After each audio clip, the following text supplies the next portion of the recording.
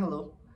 So BPL এ এবার কিন্তু প্রথম ফেজে মানে প্রথম থেকে এবার কিন্তু অনেক লিগের চাপের কারণে কিন্তু ভালো রকম বিদেশি প্লেয়ার ছিল না। এ নিয়ে অনেক নানা তর্ক-বিতর্ক হয়েছে। এখন প্রায় গ্রুপ স্টেজ শেষ।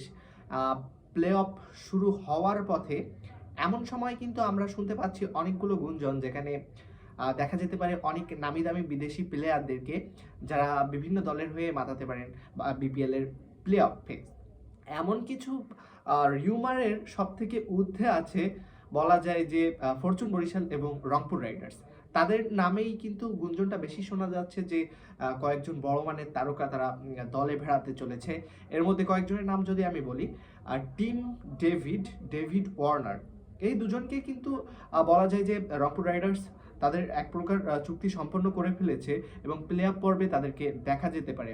এখন পর্যন্ত রংপুর রাইডার্সের ইফতিকার আহমেদ, খুশদিল শাহ কিন্তু ভালোই পারফরমেন্স করছিল। এছাড়াও আকিব জাবেদ ছিল, স্টিভেন টেইলর ছিল। এর ভিতরে আমরা ন্যাশনাল কমিটমেন্ট হয়তোবা চ্যাম্পিয়ন্স ট্রফির একটি ক্যাম্প করতে চলেছে পাকিস্তান, সেজন্য কিন্তু খুশদিল শাহকে দেশে ফিরে যেতে হচ্ছে। এখন এই রিপ্লেসমেন্টগুলো কিন্তু প্রয়োজন। সেখানে আরও একটা নাম শোনা যাচ্ছে, খুশদিল শাহ কিন্তু এবার দুর্দান্ত পারফরমেন্স করেছিল, তার রিপ্লেসমেন্ট অবশ্যই প্রয়োজন।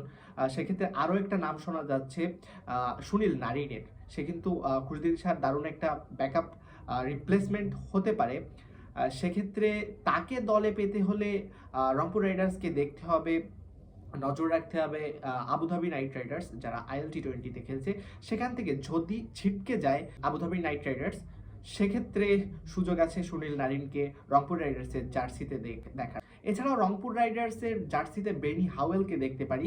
ইতিমধ্যে কয়েকজন প্লেয়ার বাংলাদেশের ভিসা প্রসেসিং করতেছে শোনা যাচ্ছে, যার ভিতরে আছেন ইমাদ ওয়াসিম, বেনি হাওয়েল। ইমাদ ওয়াসিমের যে গুঞ্জনটা শোনা যাচ্ছে যে ইমাদ ওয়াসিম হয়তো বা ফরচুন বরিশালের হয়ে মাঠ মাতাবে। এখন পর্যন্ত বলা যায় যে এক প্রকার নিশ্চিতই হয়ে গেছে, খুব তাড়াতাড়ি হয়তো বা অফিসিয়াল ঘোষণা বা আমরা একটা নিউজ দেখতেই পাবো যে হচ্ছে ফরচুন বরিশালের হয়ে মাঠ মাতাতে আসছেন ইমাদ ওয়াসিম। এছাড়া কিন্তু ফরচুন বরিশাল ইতিমধ্যে চূড়ান্ত করে ফেলেছে অ্যাডাম মিলনেকে নিউজিল্যান্ডের। এর মধ্যে এই দুইটা দল ফরচুন বরিশাল এবং রংপুর রাইডার্স তারা কিন্তু ইতিমধ্যে প্লে অফে কোয়ালিফাই করেছে এবং তাদের কিন্তু একটা শক্ত অবস্থান আছে চ্যাম্পিয়ন রেসে ফাইট দেওয়ার মতো। সেক্ষেত্রে এই দুইটা দলই কিন্তু বড় রকম চেষ্টা করছে। এছাড়া যদি বলি প্লে অফ রেসে এখনও কিন্তু আছে চিটাগাং কিংস, দুর্বার রাজশাহী এবং খুলনা টাইগার্স। খুলনা টাইগার্সের ব্যাপারে যেটা শোনা যাচ্ছে তাদের কিন্তু মাস্ট উইন দুইটা গেম আছে। আর তারা ব্যাটারের দিকে লক্ষ্য করছে এবং খুব ভালো ফর্মে থাকা একজন ব্যাটারের দিকেই তারা ঝুঁকছে এবং এদিকে বলা যায় যে খুব একটা ভালো নাম আমরা শুনতে পারি।